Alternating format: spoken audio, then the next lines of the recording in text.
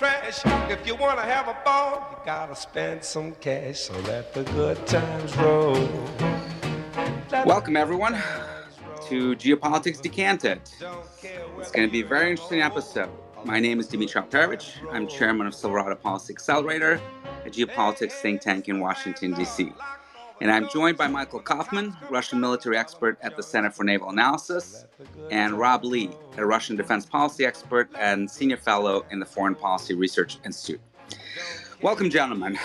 Well, we have a very big announcement this morning coming from Putin and Defense Minister Shoigu about this partial mobilization of potentially up to 300,000 people.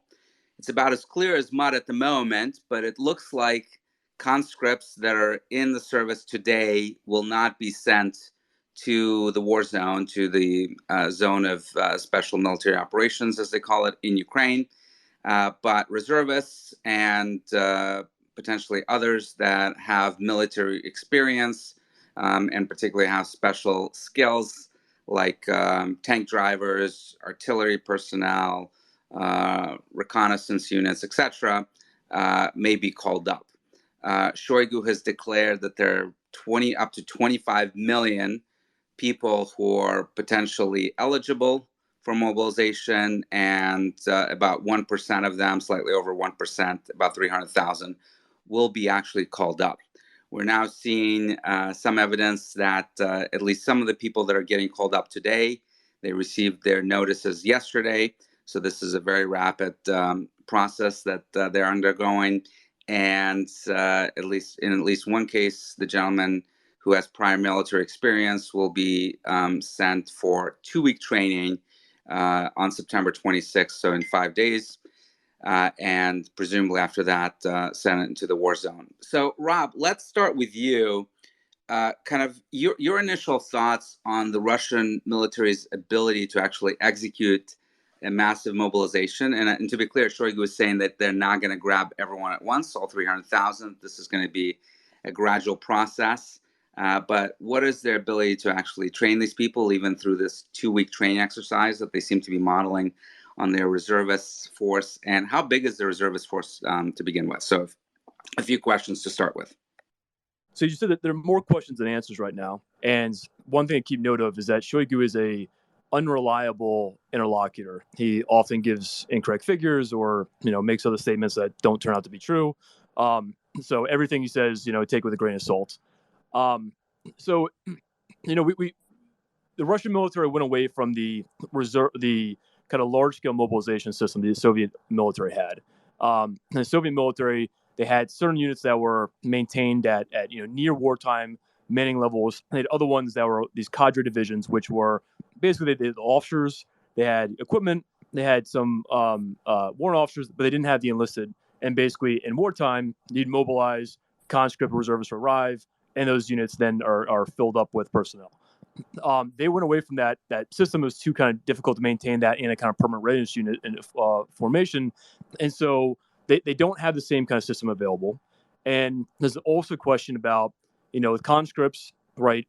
Every regiment or brigade in the Russian military is supposed to have typically 2 battalions that are manned by contract soldiers, and then 1 battalion is manned by conscripts. We know in practice that they couldn't actually man 2 full battalions in most cases with contract soldiers. But the question is, with conscripts, are those battalions, they still have the officers, they still have the NCOs, they still have the equipment available, or were all of those things cannibalized to support the ongoing operation, which I suspect they were. And we've seen this other kind of examples where, Russia has been taking sailors off ships to serve as tankers and other units, doing things they did in Chechnya, so that, that kind of signals that the elements that are behind these units are not that significant. And we talk about if they do a mobilization, right? When was the last time they did a really large-scale mobilization? I'll rely on Mike for that. But a lot of the structure isn't there. The same kind of system they had in Soviet times. And then, keep in mind, the Russian military, when they train enlisted soldiers, it's not centralized like it is in most Western countries. And so when conscripts get drafted, they get sent to a unit, and they get trained at a unit by the unit's kind of training staff, and then some of them sign contracts, become contract soldiers. Well, almost all those units are deployed. almost all those units have taken very heavy casualties. The elements that the remain behind elements of those units are probably not the best officers, NCOs. And so big question of who trains these people, how are they going to be equipped, who's going to lead them, right? The other option is that you can take kind of these trained soldiers and with some training or conscripts, or you can use them as combat replacements to fill out units that are already fighting in Ukraine that are at kind of reduced strength. That's one option. But one thing we just saw was we saw the deployment of the Third Army Corps in earlier this month.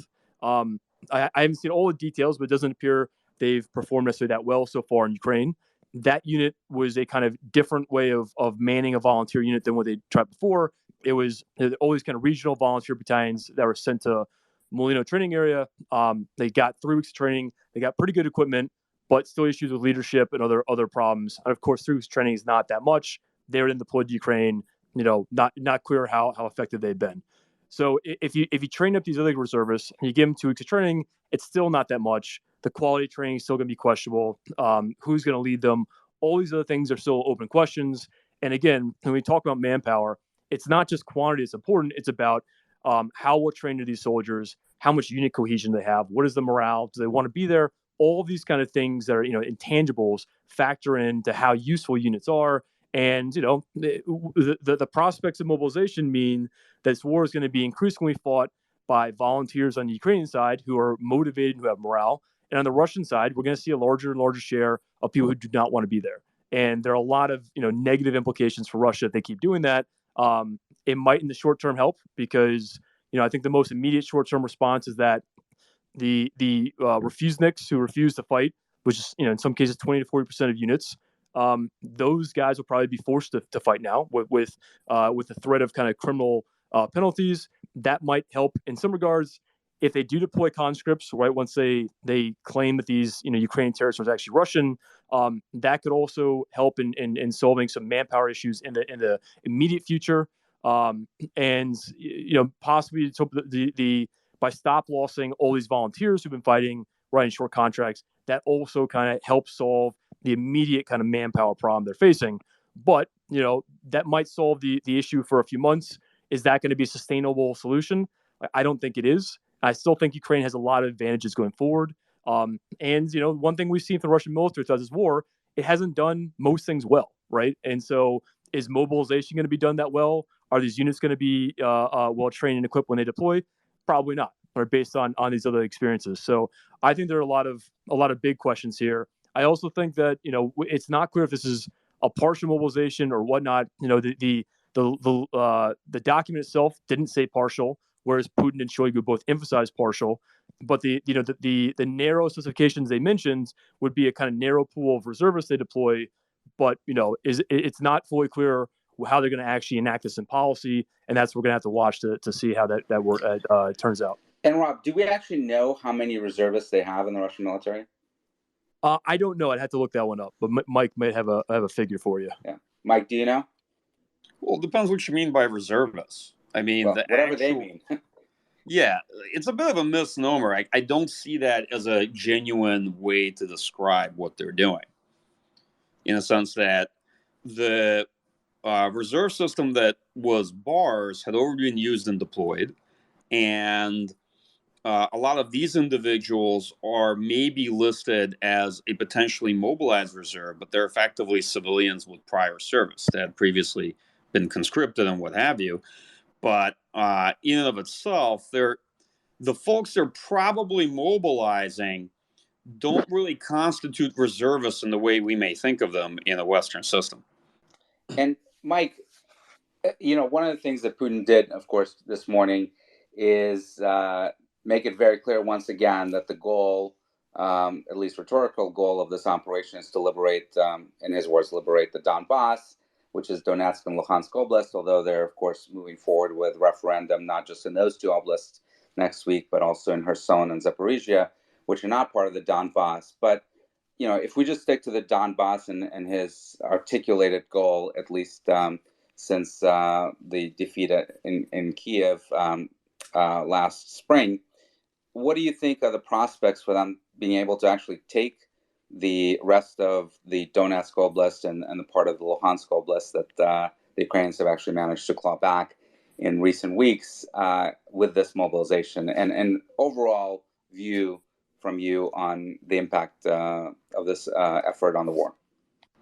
I mean, on prospects, I have no idea. I don't know what this mobilization is even going to yield. So right now, it's the morning of. I don't think that there's any sound predictions to be made on what their prospects were for taking the Donbass after losing Kharkiv. The answer to that is probably nil. And post mobilization, I don't know. I have yet to see anything. So on my initial impressions regarding what this means, well, I think that Putin ultimately had to pick between three not so favorable options. The first one was retrenchment, that is, retreating from territory and trying to consolidate defense against something the Russian military could hope to hold in Ukraine. He clearly doesn't seem to favor that, although he could enact that with the minimum of political risk. For example, withdrawing from the western reaches of Kherson. The second one was mobilization, and we had long discussed all the political downsides and the practical difficulties of implementing it. Rob just went through them. And the third one was escalation, which is sort of a non-option, but the one you would most expect Moscow to reach for as a sort of interim solution and rationalization before having to return to the question of either withdrawing to retrench or enacting partial mobilization to try to stabilize the force.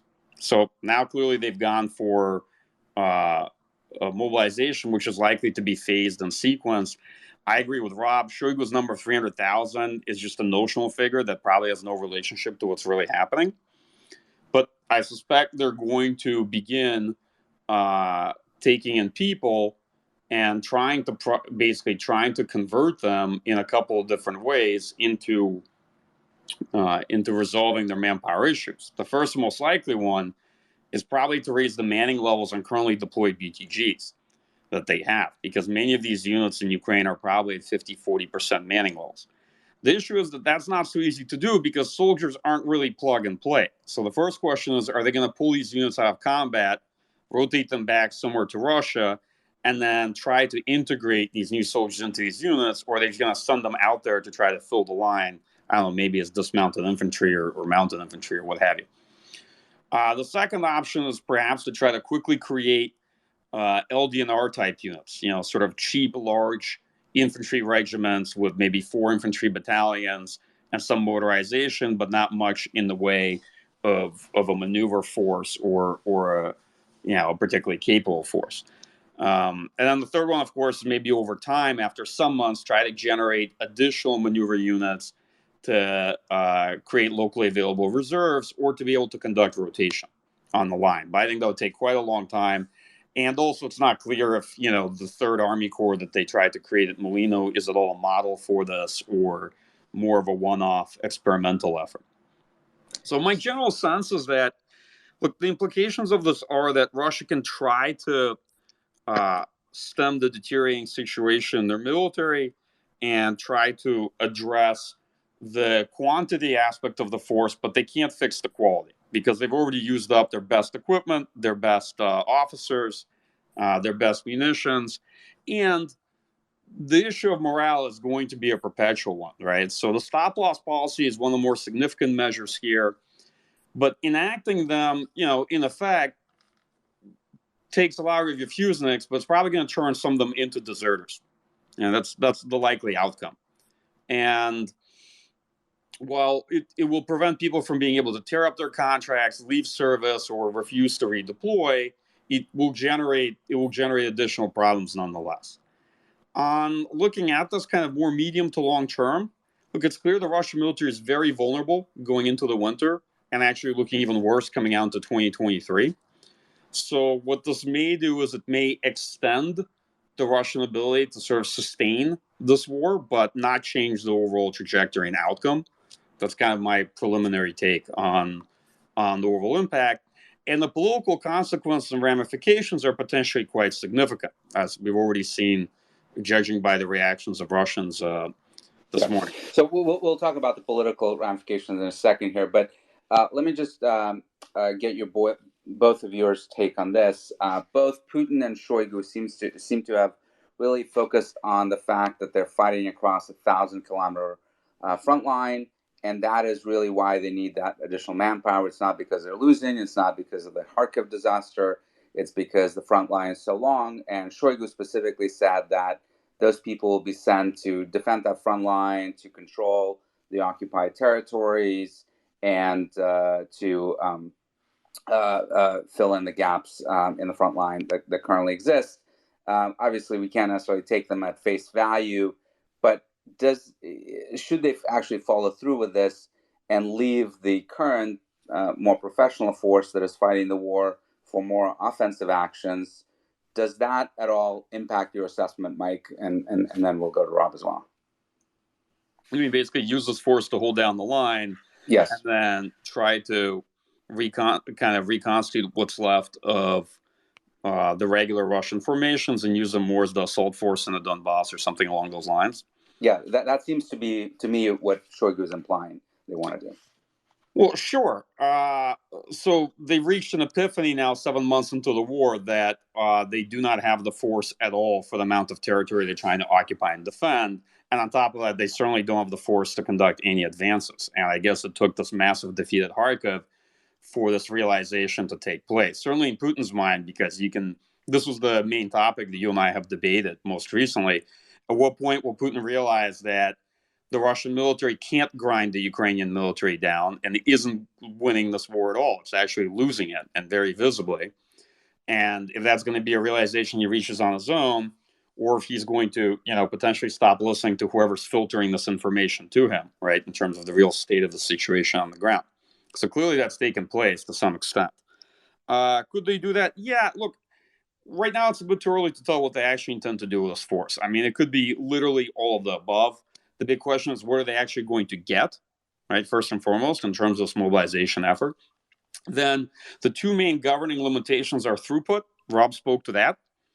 The second main government limitation is capacity for force employment, right? Because no matter how many personnel they mobilize, whatever number you may imagine it to be, the Russian military is actually quite constrained in the number of troops it can sustain and command in the theater of military operations. And one of the big challenges they've had throughout this war since the beginning is scaling military operations and actually coordinating them and sustaining all these forces. So there's likely going to be a governing cap there, some ceiling on what they can maintain in Ukraine, and at any amount of time reasonably expect to be able to supply and command and control.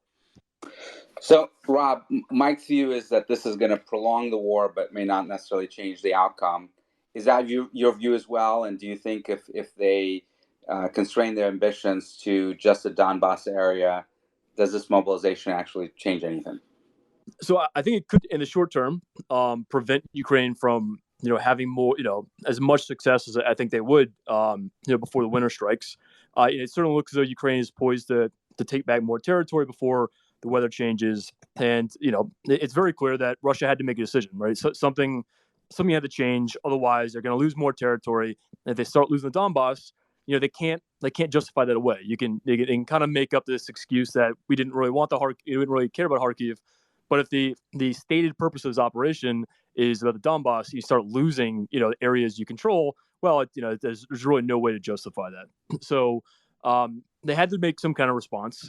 I think, overall, the Russian strategy has been poor throughout this war, but particularly since April, right, when they refocused on the Donbass, it was this always this kind of bizarre strategy of, even if they took the Donbass, that wouldn't force the end of the war. There was no way they had no kind of plan for conflict termination, other than hoping that either foreign countries stop supporting Ukraine or Ukraine stops fighting. Neither one has occurred, and neither one is likely.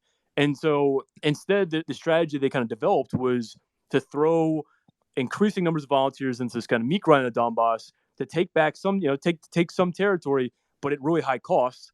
And now, it looks like a lot of that was a kind of a Pyrrhic victory, whatever kind of small areas they took, because they can't hold it now, and they're at the risk of losing it.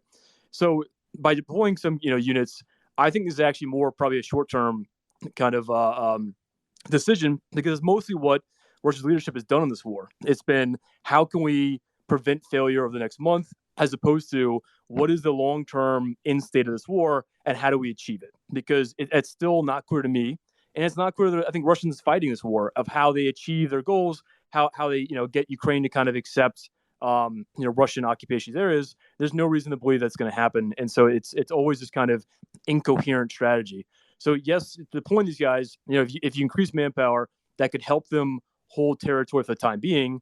But again, there are so many issues that come about when you deploy people who do not want to be there, and when you deploy units that aren't well trained. And one of the big things that I think is important to emphasize is that the first month of this war, it was primarily a professional Russian force fighting. It was the Russian military, it was the Russian National Guard, and it was the professional units of the LDNR areas, which are essentially Russian military units. Since then, since that really heavy attrition in the first month, increasingly it's a war fought by volunteers, by different reserve units, by Wagner, by all these other kind of groups, and it's this weird amalgam of fighters right now that's not that professional what it was before. And if you increase that, right, you get a larger number of potentially the majority of the force of people who are not necessarily serving there voluntarily, who are not professional soldiers, and there are all these kind of issues going forward. And of course, Ukraine has a significant advantage in morale, significant advantage in motivation, and at some point, this is just not a sustainable. The prospects are not sustainable for Russia to think they're going to win the war with that. And so, what we might be seeing is this partial response immediately to try and prevent a kind of collapse in the near future. But it doesn't signal that they have some way to respond over the medium and long term of how they're going to win this war. And of course, the other element is if you draft more guys who are not well trained, or you force people to serve who don't want to serve, okay, they might be able to sit in a trench and kind of defend a trench. They're unlikely to be very successful or useful if you want to do offensive operations. And the professional Russian units that Russia has, like the VDV, they're heavily fighting Kherson. They're not rotating as much. And big questions going forward: how long can you rely on them at this kind of rate of attrition and rate of kind of usage? And of course, Russia's not producing new professional units, and the entire recruitment system they have, there's no one back there to train these units, no one to lead them, and so it's not as though they have a sustainable kind of solution here, like say the U.S. did in Iraq. So all these issues are going to go forward. The longer this war goes on, all these kind of problems, I think, are going to increase. The more people who don't want to serve, who are being forced to serve, any number of morale issues, discipline issues too, right? Exactly. And again, you can look at the U.S. Army, at the end of the Vietnam War, right, with all these kind of morale and discipline issues. I suspect you're going to see even worse things on the Russian side. And again, it doesn't bode well for Russian success. There's no reason to think that's going to lead to kind of Russian victory. And it's still not clear how they would achieve that, and or exactly how this kind of would lead to kind of conflict termination. And you mentioned the VDV. For those that don't know the Russian military acronyms, that's the Russian Airborne Forces that are fighting currently in Kherson. But guys, let's talk nukes. Mike, you've written a great piece for the War on the Rocks that I think is based on a paper you published maybe a couple of years ago on escalation management and nuclear employment in Russian military strategy. You did that with Anya Fink. You had Putin referring to nuclear weapons in his speech, making it clear that all means are available to him to defend Russian territory. And of course, Russian territory is almost certainly about to be significantly expanded next week with these referendums, the sham referendums that are going to take place in these 4 oblasts in Ukraine. Result is pretty clearly already determined. And I expect, just like in Crimea in 2014, as soon as they have a yes vote, which I expect to be overwhelming, they will immediately change the Russian constitution and annex those regions, perhaps within a day or two. So you're going to have effectively fighting now taking place on what Putin is going to call Russian territory.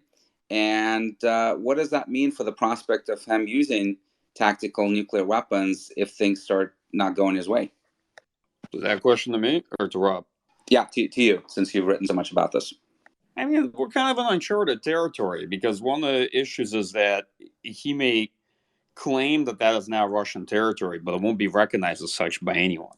And I don't think folks are going to accept the precedent that by this means, Russia can try to extend nuclear deterrence to territory they just seized and annexed and then continue expanding itself, right? So I don't think that's something that's likely to work. I think this nuclear. I actually think that his nuclear threat is or the implication of it is rather ill-judged, because it then intertwines with the credibility of nuclear deterrence extended over the Russian annexation, occupation of Crimea as well, and it risks a very serious credibility challenge. But putting all that aside, there's been a lot of debate in recent years about Russian actual nuclear strategy and what the doctrine is and what have you. And I guess my short summary on this is that the Russian military does see, a viable escalation ladder that begins with select employment of conventional capabilities against select critical infrastructure and targets, and then limited nuclear employment for the purpose of demonstration or single and group strikes against both military targets or civilian critical infrastructure. And that limited nuclear employment may not necessarily lead to uncontrolled escalation. That's a whole host of military views and thoughts and designs, but use of nuclear weapons is a political decision. And so at the end of the day, it really matters what one specific person thinks, which is Vladimir Putin. And if that moment ever arises, there's a couple things that I can probably say with good confidence won't happen, but I can't say what will.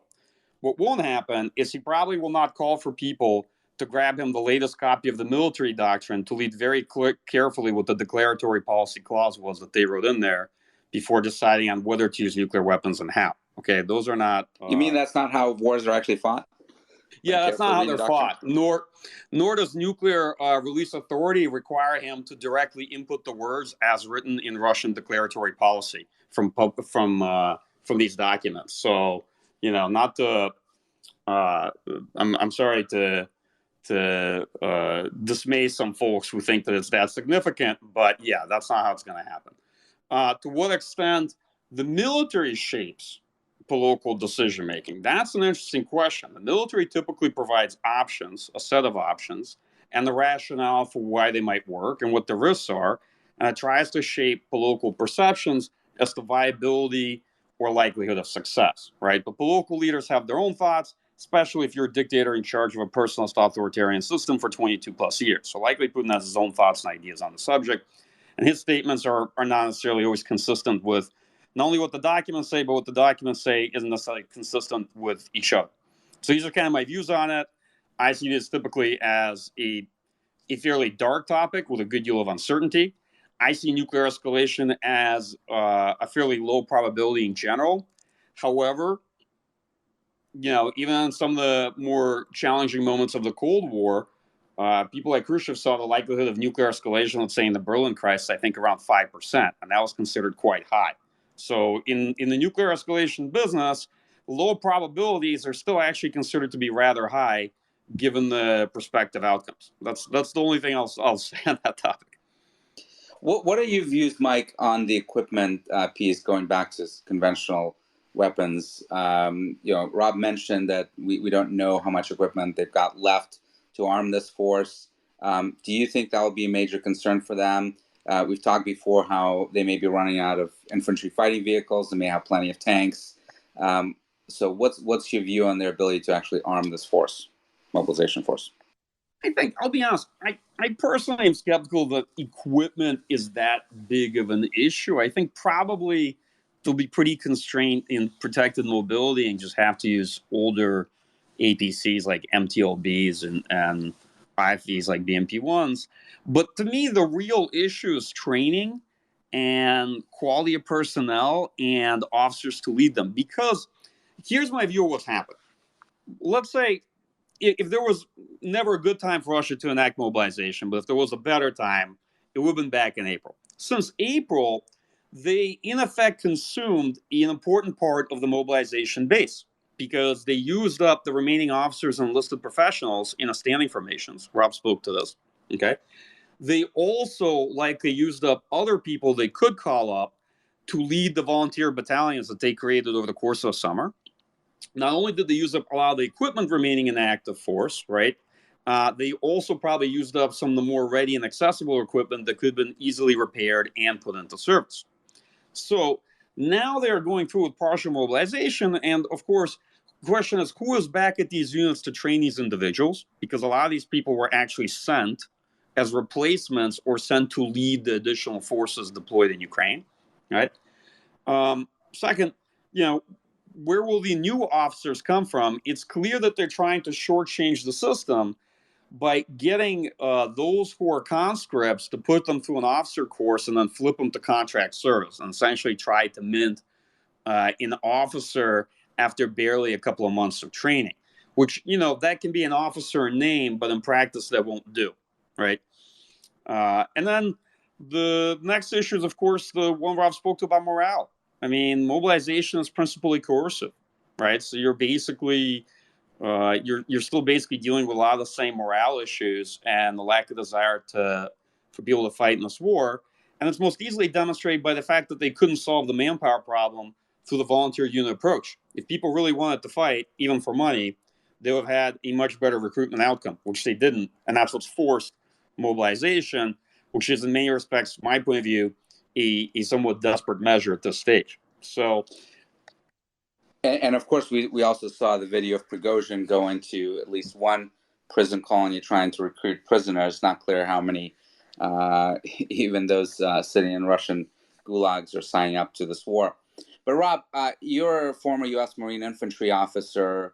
I'm curious on your view on this training. If they're indeed only sending people in, even those with former military experience, for a 2-week refresher course, what do you think they're going to be able to get out of that, and how effective are they going to be? So it depends a lot on who these individuals are. So it's not clear. Are they going to eventually send conscripts, or are they just guys who served on the contract service? That whole part is not clear. If you've got well, Shoigu, let me just clarify. Shoigu says that the entire pool of potential recruits is 25 million, which is way more than I believe than have ever served in the Russian professional contractor corps, right? So it has to include at least some past conscripts. You're right, and so it's not clear who they'd call up. Another thing to keep in mind is a lot of the guys who previously served, were volunteers back in the spring, right? Maybe they fought with Wagner, maybe they signed contracts with Russian military units. So you already had a lot of volunteers of guys who had recent combat experience, who already went back to fight, and so now we're taking people who have been in the military maybe longer ago. They're open questions, right? So if there's conscripts don't get trained that well. If they did conscript service a decade ago, right, they're not going to be in a very good position to be ready to do much. You can learn them you can teach them to do maybe basic skills, how to shoot a rifle again, but especially if they're lacking any kind of technical skills, that's going to be really hard to replace, and that's going to become more harder to replace over time. Yes, you can replace riflemen more easily, but again, you do that by lowering the quality of units. And if you lower the quality of units, they can do simple things, but they can't do complex things. And so again, sitting in a trench and shooting at someone, you can do that, but having them do offensive operations, having them kind of withstand really combined arms offensive, things of that nature, they're going to struggle to do. So we're at a point where, and this is something I was looking at back in say June or so, is that because this war is being increasingly a war of reservists and volunteers, people who are not serving the military before February 24th on both sides, a big question has been which side has a relative advantage. I thought morale-wise, Ukrainians always did, but it wasn't clear to me if Ukrainians were getting better training in Ukraine back in, say, June or May compared to what Russia was getting. Well, the training program they're doing in the UK is much better than anything Russia's getting, and that means that is only going to become more important over time. We have more Ukrainian volunteers who are getting very good training in the UK, while Russian soldiers are getting much worse training in Russia. So all of these kind of factors over time say that Ukraine's going to be better off. Their volunteers are going to be better trained. They're more motivated. They're better led. All those kind of factors. So again, it comes back to, can this stem the tide in the very short term? Yes, but it doesn't really solve the long term issues Russia has. And again, it just it doesn't seem as though Russia's leadership has a plan to end this war on their terms, aside from hoping Ukraine or the West kind of stops their role. And there's no reason to suspect that at the time being. But I think this is mostly a kind of short-term move that can obviously set the stage for increased mobilization going forward if it isn't enough to kind of stem the tide But again, lots of open questions still, and the domestic politics question is going to increase as well. And it's opening again. The one of the few things we do know about this is that it is a clear indication from Putin that he knows the war is not going the way he wants to be. He knows that something had to change, or else there are going to be greater losses, and he's taking a risk. Right there, any decision he made or the lack of decision would involve a risk. He's making a very significant, risky decision here, probably riskier than almost anything he's done in his career, other than maybe starting this war. And that tells you something about the kind of view of how this war is going from his perspective, that he's taking such a kind of decision. Mike, do you have any thoughts on this question? Yeah, if I made a two-finger intervention. So first, on people, I actually think that the only advantage for Russia of enacting mobilization is that they can now basically impress 20-year-olds and those who recently completed conscript service, as opposed to the volunteer units, which were largely men around ages 50 and up, because now they can actually pick and choose which people they forcibly mobilize. As for the rest of it, I very much agree with Rob. The long-term issue is one of sustainability and reconstitution, and it looks like Ukraine over time can reconstitute better than Russia can, and that Russia can fix the quantity but not the quality deterioration of its force. That said, I'm probably maybe a little less sanguine, because I don't think it's just a short-term measure. It can also be a medium-term measure. As the old Milton Friedman phrase goes, nothing's as permanent as temporary government solutions. And that this mobilization phase may just be the beginning of more mobilization. And that once they start to make the organizational adaptations and get the gears turning on how to try to create a pipeline of manpower, they can allow them to extend the war. And this is the more disappointing, or at least I think less optimistic takeaway, because while this action signals that Putin clearly understands they're losing the war and the war effort as is not sustainable, it also is a signal that he is willing to take the politically riskier option to extend the war. This is a signal of will, and wars are ultimately contestables, right? Because the easier option would have been to just pick retrenchment, right? Just withdraw from Kherson, explain the way somehow, and try to basically consolidate and dramatically downsize political ambitions. Well, the easiest option would have been to say, I've accomplished my objectives, I've demilitarized Ukraine by destroying a whole lot of it, and I'm done, right? Yeah, I don't know what I'm done means, because Ukraine gets to choose how the war ends and when. So it's not like Putin gets to pull out. But yeah. But Mike, I think this is a really important point, and let's bring the discussion to the political ramifications of this, because I do think they're incredibly significant, even though both Putin and Shoigu, even more so, are trying to downplay this. Shoigu saying this is 1% of the total mobilization capacity. It's a small number. It's not a small number. It's 300,000 people. Could be 300,000 people. And what's worse, the way they rolled it out, clearly so rushed. There's so many questions about who is eligible to be mobilized. And this is, I'm certain, is creating an enormous fear factor across the Russian population, certainly young males that could potentially be called up to serve, their families, their parents, their wives, their children, and so forth. And even though many of them may be tacitly supporting the war, it's really more of an apathetic support right now. And it's a very different situation when you're being called up to fight and potentially die for this war. So they're trying to split the baby in terms of not going with full mobilization that they thought might be politically precarious and maybe even not doable. But to me, it still strikes as incredibly dangerous politically, both on the mobilization front and then on the setting of the red lines, that the goal of this operation is the liberation of the Donbass. Again, in Putin's word, liberation of the Donbass. Moving forward with these referendum in territories that they don't even fully control, and where there's still a lot of fighting going on, and in some cases they're losing territory. Putin is painting himself into a corner here, in my view. And if he does not achieve those objectives that he's outlined, he can be in a very politically precarious position. What do you think, Mike? Okay. Two brief comments. First, I think that these steps, both annexation of the territory and mobilization, is you're essentially seeing him increasingly stake the regime on this war. Annexation is a point of no return. After that, there'll be nothing possibly left to negotiate with Ukraine. Ukrainians are not going to negotiate anything. Like that is a visible point of no return. And mobilization, to an extent, is too, because this is de facto enacting wartime measures without declaring it, but it has the same effect. And partial mobilization affects everybody, because everybody in Russia understands, or at least I'm sure men do, that they could be in the next wave, and that this is only the beginning. That's going to affect them even if they're not called up immediately, right? And general mobilization to me was always a misnomer, because, as Rob explained, and I completely agree, Russia doesn't have a mass mobilization army and doesn't have the capacity to enact mass mobilization. It hasn't had a mass mobilization army for a long time. So it's practically infeasible.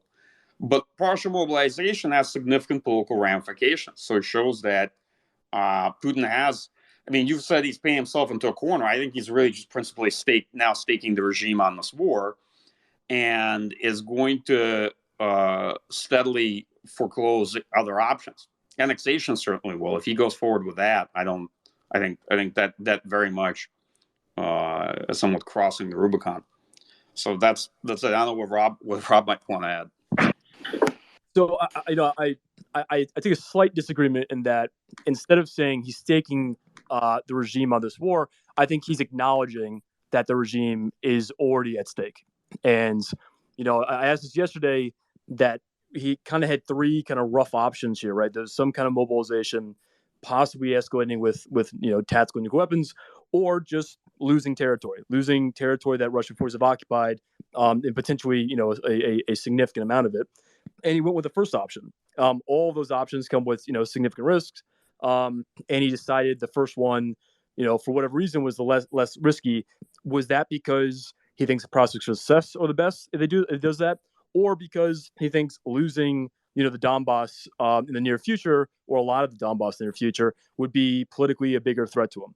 I don't know, but I think it's very clear Putin put himself in a very bad position here. And there's still no good options for him to end this war on his terms.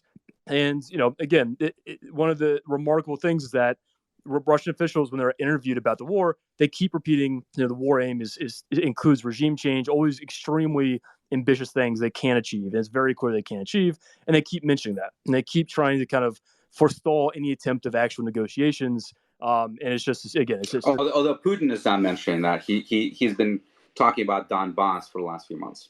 He has, but Lavrov and Medvedev, when asked, they still mention regime change as a goal.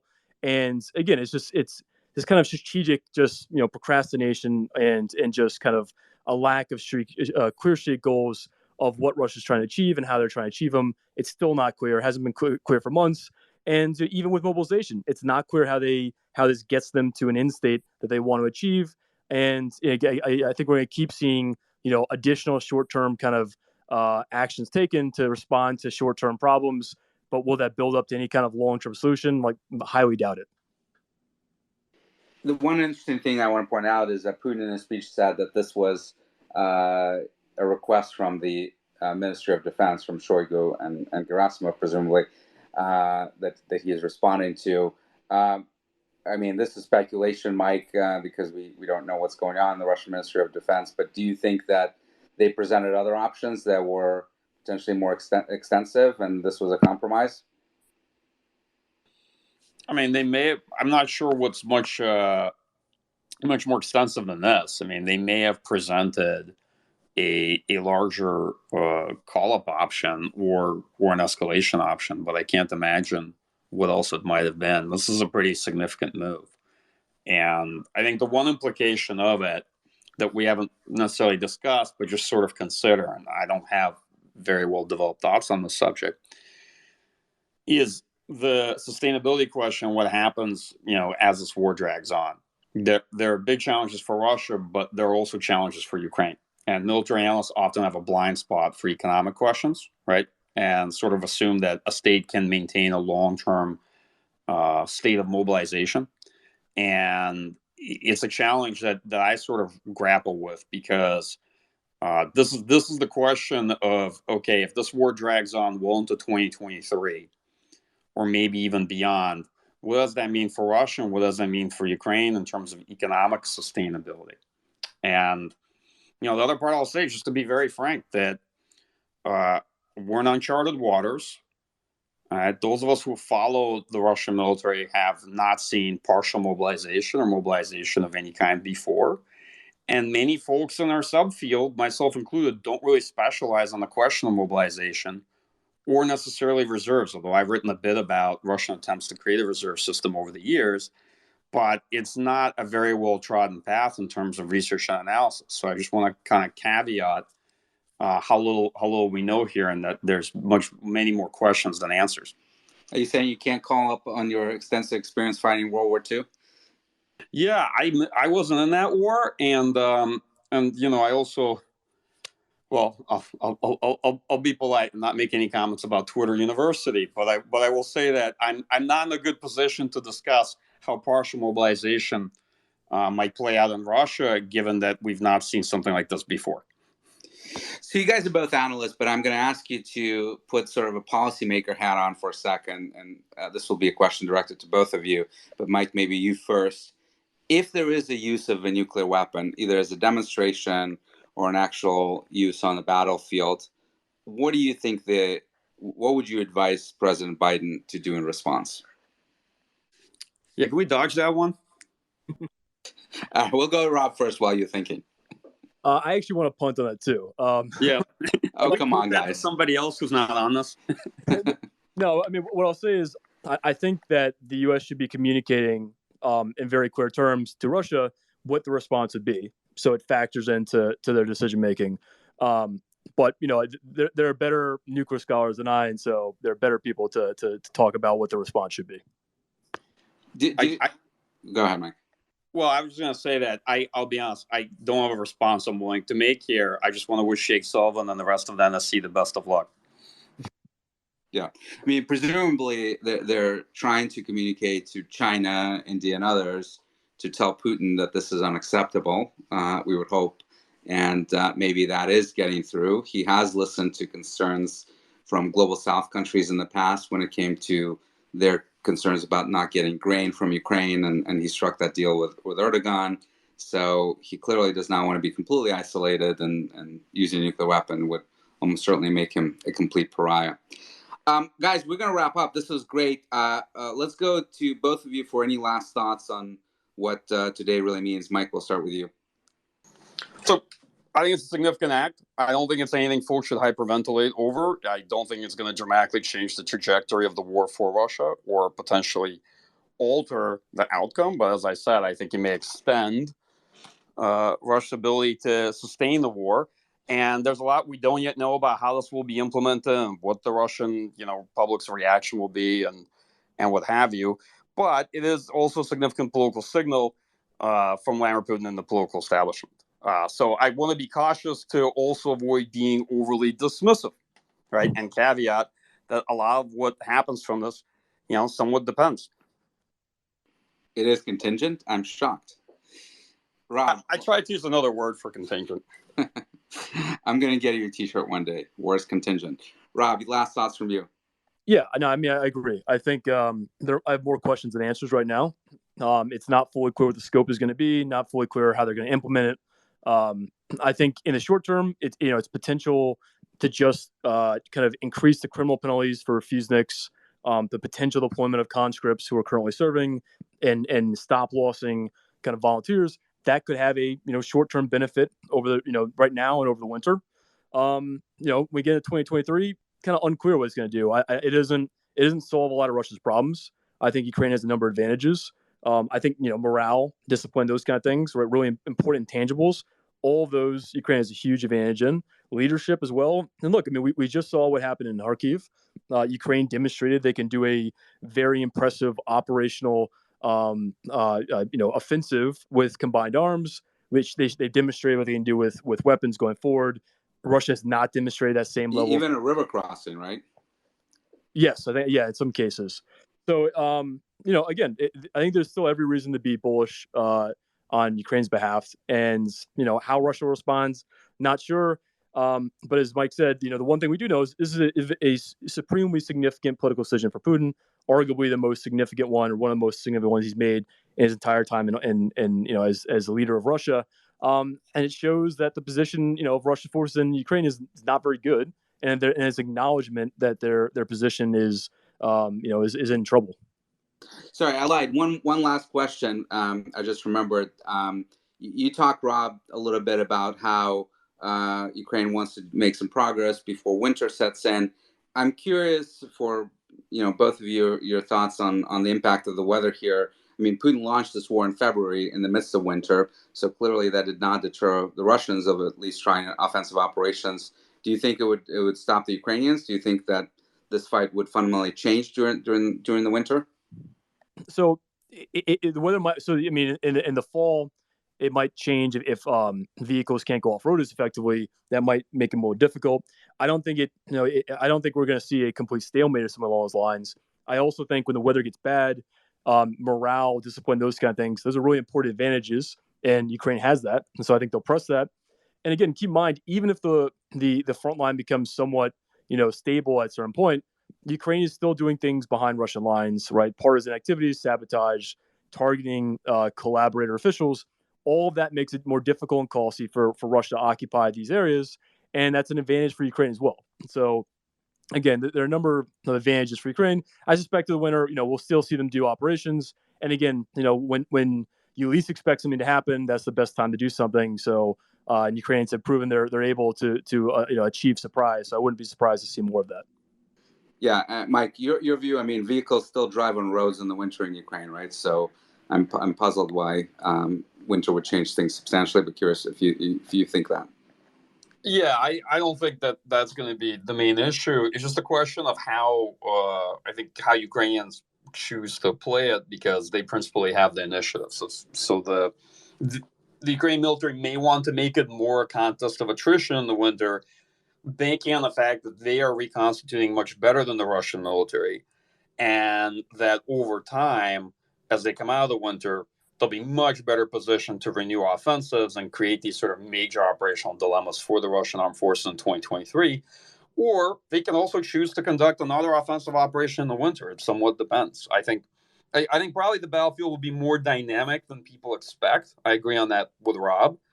But yeah, long story short is the winter, particularly the middle of winter in of itself, is usually not preventive of military operations. All right. Well, fascinating discussion as always. My takeaways are that this is an incredibly significant decision, politically significant decision by Putin. He's doubling down. He's putting all of his chips on the table. As far as this war is concerned, this war did not start out as an existential war for Russia, of course, but he's making it so, at least for as far as his regime is concerned. But what I'm hearing from both of you is that you don't think that this action will necessarily be decisive in terms of the military gains that he can achieve, and that Ukraine still has a long-term advantage given how things have unfolded since February 24th. So thanks again for joining us, and you'll hear from us soon. Take care. Don't care whether you're young or old, I'll let the good times roll. It makes no difference if it's raining